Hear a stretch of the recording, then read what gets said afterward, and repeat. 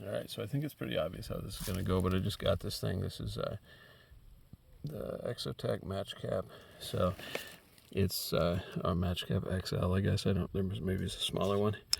This thing has, it's basically similar to like those Yuko things that you get. So I've got a Tinder Quick sitting up there in the lid just because I put those things everywhere. They're super cheap. Got one there and one there. So I'm going to pull those, and I guess one more down there. I might even have two more down there if they fit. I probably jammed two down there, more than likely, so I like to stick those things everywhere. I'm going to throw this one in my pocket so it doesn't fall all over the place. And then I've just got just a little chunk of birch bark, and these are just broken branches from up there in a... There's a tree up there, like a pine tree that's down, so I'm just going to crack all these. No cutting, no nothing, just all cracked.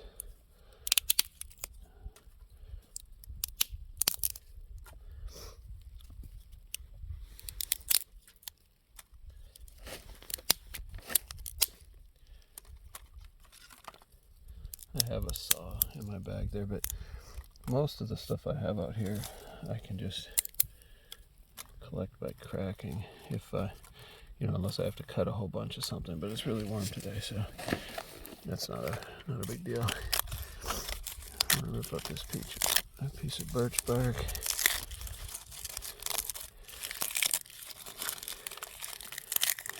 Get it a little bit finer.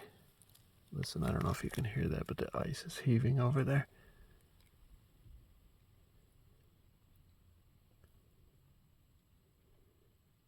Yeah, I don't know. You can only hear it when you don't listen. So, but the river's really low, so the ice keeps heaving and cracking over there because we've almost not even really had winter this year. So, anyway, I don't usually like these matches. I usually like to use either a lighter or a ferro rod, but I'm going to see how this goes. It's less of a test of this thing. It is cool that they put the striker inside the O-ring so that the striker stays dry, because those strikers kind of get mushy. And then they also put sandpaper on the bottom, which I guess is for like strike anywhere kitchen matches or something. I don't use those. I like these big. Oh, I'll have to see if we heard that one. That was like right there. So these are like those big Yuko matches. So they say on the literature not to strike this way. I'm guessing that's because you could accidentally strike these. I've also got a chunk of fat wood down in there too, just that prefab Menards fat wood. So the idea, I guess, is that you strike this way, which makes sense. I'm going to try that.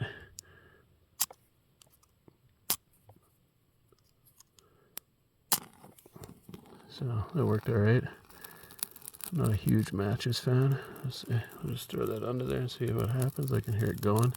Should hit that birch bark and everything else. So I think that's about how everyone under the sun expected that to go. But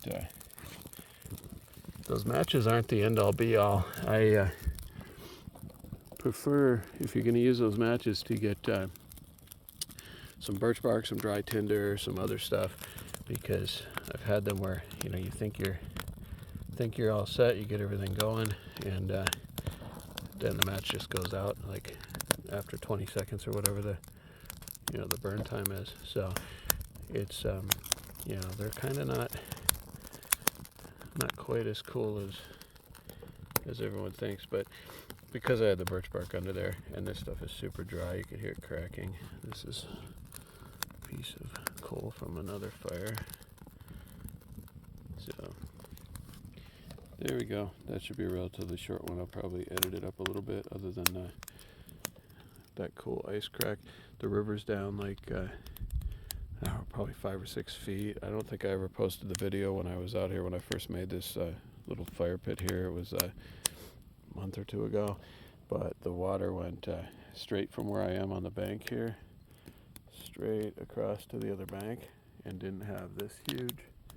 Let me see if I can raise you up enough to, I don't know if you can really see that drop, but maybe over there from an angle. It's so sunny out here, it's hard to see, but there's water standing down in there and cracked ice, and then this has dropped substantially. Both of these banks are, 5-6 feet or more, so probably even more like 8.